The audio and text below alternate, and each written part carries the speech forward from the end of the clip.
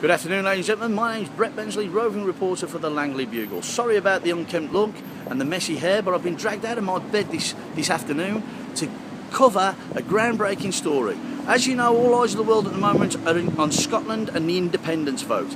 Now, the Duke of Langley has just informed me that he's going to do things one step further and put all the eyes of the world back onto Langley. I'm going to now hand you over to the Duke, who's going to tell you what's going on. Hello.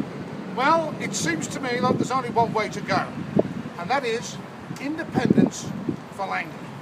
That's right, our own state. That's what we need. So what we're going to do is we're going to get everybody together and have a bit of a meeting about it, including the local press, of course, my colleague Mr. Bensley, and Langley is going independent to Great Britain. And can you tell us why we're at the Citizens Advice Bureau?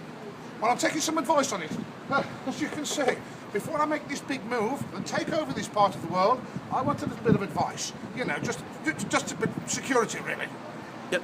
As we all know, Your Eminence, that this sort of thing is going on a smaller scale in Scotland at the moment. Oh yes, it's a smaller scale. Would you mind if I ask you a few questions about it? Because I know that the nation out there, especially the people of Langley, are very concerned about how this could develop and how things could happen. Yes. First of all, immigration. What's your stance on immigration? Well, of course, there are certain people that we will not have passports to come into Langley. I mean, people from Wolverhampton, Tipton, Sedgley and parts of Dudley will be more than welcome. But if you're from somewhere like, I don't know, what's the name of the place, Halesowen, then we'll have to think again, won't we? Well, that's it. And I'm glad you mentioned passports there, because are you going to have a Langley passport, or are you going to have something similar? I think we'll have a Langley passport. You'll have to have that passport to get into Langley.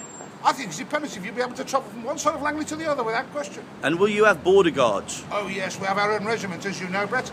The Langley Fusiliers, which I am commanding officer of course, Lieutenant Colonel in fact. And we will have our own defences. And on the canals of Langley, we will have our own navy, sailing up and down, watching out for those Iraqi submarines. Well, you have told us about that in previous videos, yes, and we do appreciate you saying that. Travel. So, how are people going to get about the great nation of Langley? Well, I suppose there's always the bus routes, of course, which we'll still incorporate in the national interest of the people of Langley, the Langleyeites, and that's the way to travel, either on the bus or bloody walking.